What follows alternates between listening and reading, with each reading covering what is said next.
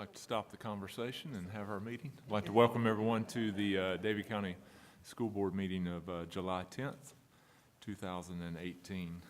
The first item on the agenda is our invocation. If you will bow with me, please.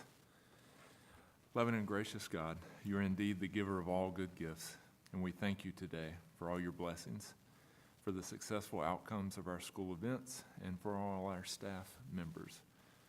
We ask that you bless them abundantly, and we continue to seek your wisdom, guidance, courage, and strength. Be with us in our deliberations, and help us to be wise in the decisions we make for the good of all those who have placed their trust and confidence in us. Give us insight to lead with integrity, that our decisions may reflect what is right and good. Keep us from short-sightedness and pettiness. Help us to make decisions that are for the good of all, and guard us from blind self-interest. Dear Lord, grant us the humility to always seek your will in all that we do and say. It is in your holy name we pray. Amen. Next item on the agenda is the Pledge of Allegiance. If you'll stand with me.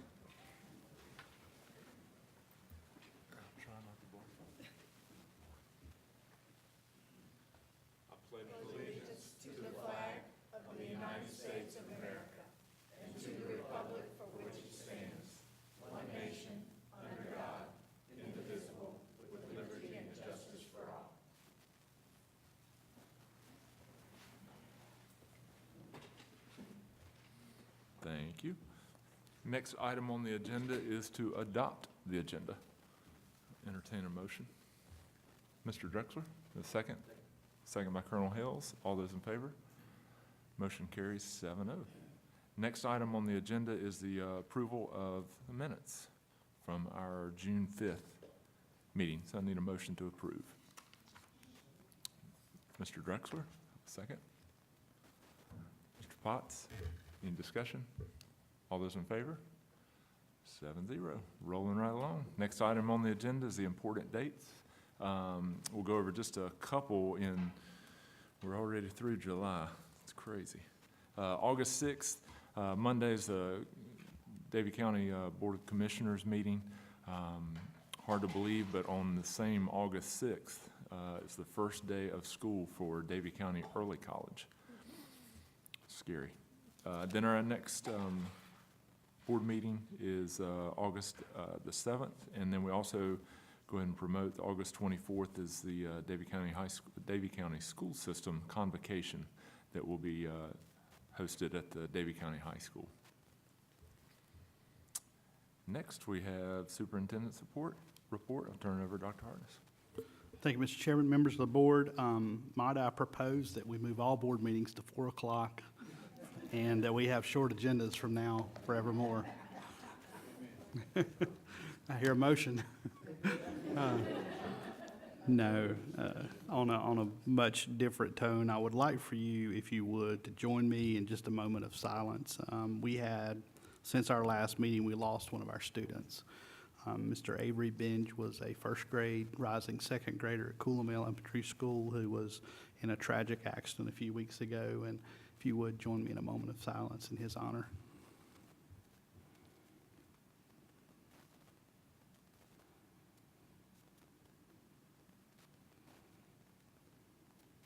Thank you. I thank the staff at Coolum and all the folks who are supporting Avery's family and his big sister as she goes back to school in August. Hope everyone had a nice 4th of July holiday and you're enjoying your summer. I want to thank all of our staff. We have a lot of people working behind the scenes and working diligently over the summer to clean and maintain our schools, clean and maintain the equipment that our teachers use. A lot of things that go on behind the scenes that people don't notice, but make it a really fresh start in August. I tell so many people we're fortunate to work in a type of business where we have some hard stops and hard starts. And when you walk in those buildings the first week of school in August, you see how clean and nice things look. It's really a special time. Summer is also a time when we do lots of planning and training. We are preparing for our administrative retreat for our administrators, principals, assistant principals, and directors. And we're going to be holding that this year at the BB&T Institute in High Point. They just opened a new facility and invited us to be a part of that facility. They're going to be doing some training with us on the first day, and we will be doing our retreat on the second day with agenda items that we have scheduled. I want to thank Jeff and Agenda and our other staff who have helped plan that. But we are really thankful for the partnership we have with BB&T and providing that facility free of charge for our use and providing training to our staff at no cost to Davie County Schools. It's a tremendous asset to us. Summer breaks are also a time where we prepare for emergencies. This past week, if you went down Farmington Road, you might have noticed a big sign out front. We were doing some emergency training within the building. I want to thank the sheriff for coordinating that. Sheriff J.D. Hartman coordinated that, and they were there on site for 2 days. It involved active shooter training and the things that we prepare for in the event of any type of emergency like that. I want to thank the Davie County Sheriff's Office, the Mocksville Police Department, our emergency management personnel, our new fire marshal, and some of our local fire departments who were part of that really important training. They did a great job, and I know Mr. Wallace and I dropped in. Some of the staff at the high school were involved, but did an excellent job preparing and supporting our schools. Summertime is also a time for camps, and I know Ms. Haynes and our curriculum staff and the principals in our schools have organized kindergarten camps and Read to Achieve camps and STEM camps. There's been all kinds of opportunities for our boys and girls during the summer. They would not be possible without the support of the Davie Community Foundation and the Mebane Charitable Foundation. So we really appreciate the partnerships and marrying those private resources with the state resources we get from Read to Achieve to make it a really special time during the summer. We're excited to announce a new partnership with High Point University. I want to thank Anthony Davis, who's here, who helped lead us in this direction. 2 of our teachers will be selected to participate later in the fall for a 1.5-year-long program that will prepare them to become a school administrator. And through grant funds, the cost of their master's degree and school administration will be covered through High Point University. So we're real excited about that opportunity to grow our own into administration. As a reminder, I sent out an email about this, but as a reminder, starting next Monday for 2 weeks, Farmington Road is going to be closed from the eastbound entrance ramp to I-40 back to 158 as they are constructing the roundabout. We hope that will be finished in about 2 weeks, or during that 2-week period, and it will definitely be completed before we begin school later in August. It's not on your reported dates calendar yet, but I want you to go ahead and pencil in a date that's important. That is September the 19th. Several of you have gone with me over the last several years to North Carolina School Boards Association regional meetings. We will be hosting that regional meeting this year at the new Davie County High School on September the 19th. That meeting usually starts at 4 o'clock and will last till 8:30. So would like to go ahead and get you to pencil that in on your calendar. We're already preparing and talking with staff about preparing for that event, and we'll get some more information to you next month. If you have ideas or things that you would like for us to showcase or consider showcasing, things that you've seen at Davie that you want to share with us, please share those in the next few weeks with us as we prepare and plan for that. I saw just a few minutes ago that you received, and I received an update from the School Boards Association with a legislative summary. You know, the legislature has convened. They wrapped things up, and they have gone home. There's some good things and some not so good things in the state budget, but our teachers got a salary increase, principals got an increase. There's over $700 million additional spending in K-12. Most of that is for salary increases for our employees. We're thankful for that. There's some things that concern us in the state budget, but we are still waiting through that. Our finance staff has been working diligently to close out the fiscal year, and as Deborah says, push the button on June 30th for the final day and closing out the fiscal year. So now we're starting to wade through the state budget and the new legislative session and see what changes and how that affects us for this next school year. Deborah will be preparing a final budget for you in the next couple months to bring to you. So keep an eye on your email box.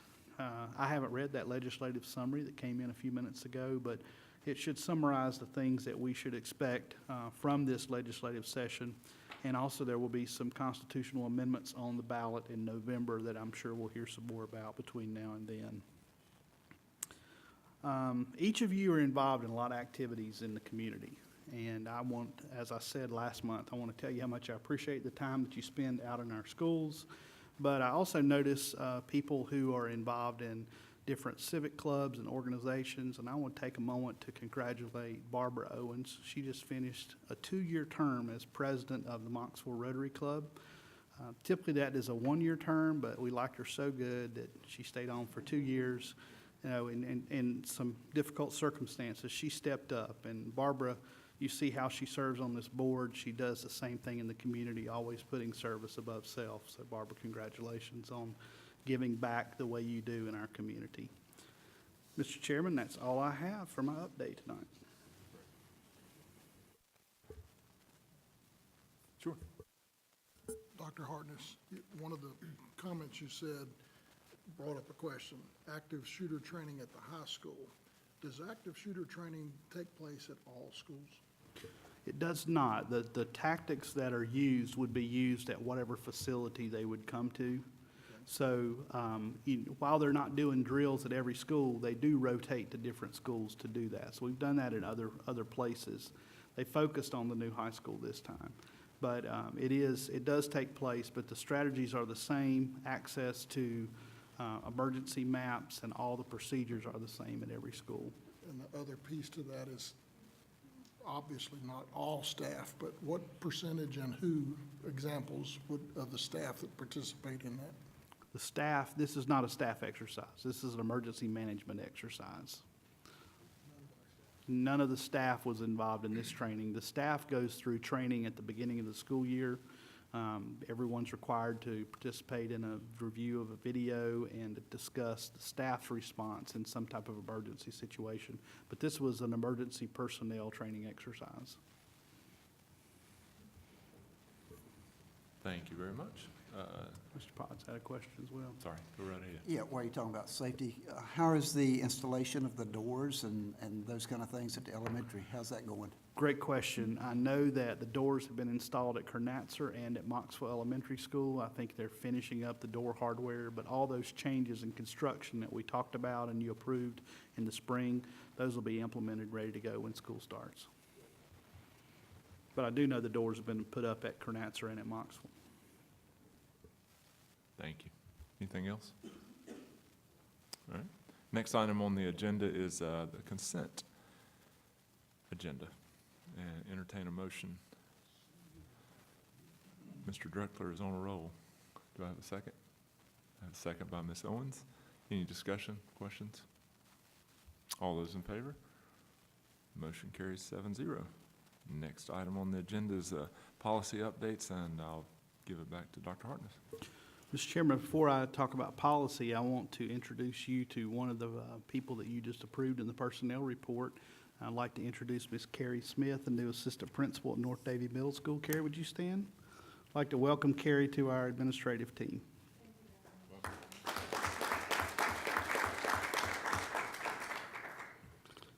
Okay, in your agenda, you have a series of policy updates that were presented to the board at last meeting for your review. In touching base with each of you, I have not heard any concerns about those, so we would present this set of policy updates to you for your consideration for approval.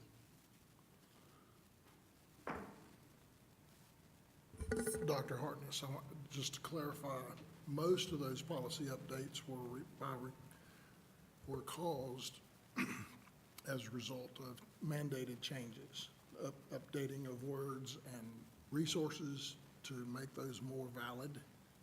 And then there were a couple that were Davie County specific policies.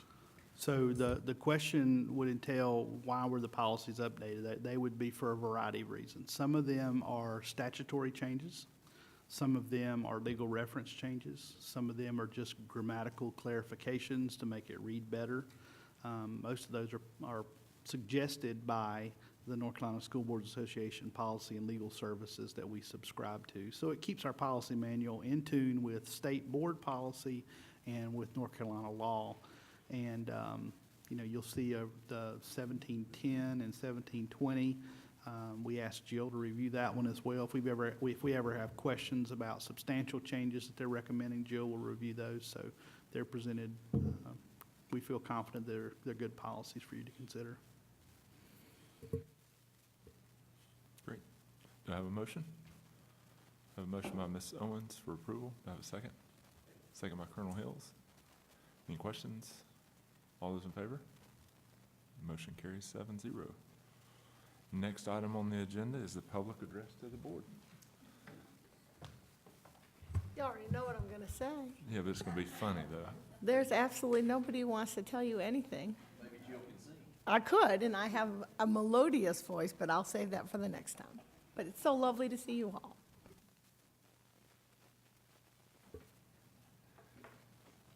I don't see anything else. Thank you. The next item on the agenda is a motion to go into closed session to preserve the attorney-client privilege pursuant to the North Carolina General Statutes listed on our agenda to discuss personnel matters protected by state law and to discuss student matters made confidential by general statutes and FERPA. A motion by Mr. Fuller. Have a second? Second by Mr. Drexler. All those in favor? We're now in closed session. Thank you very much.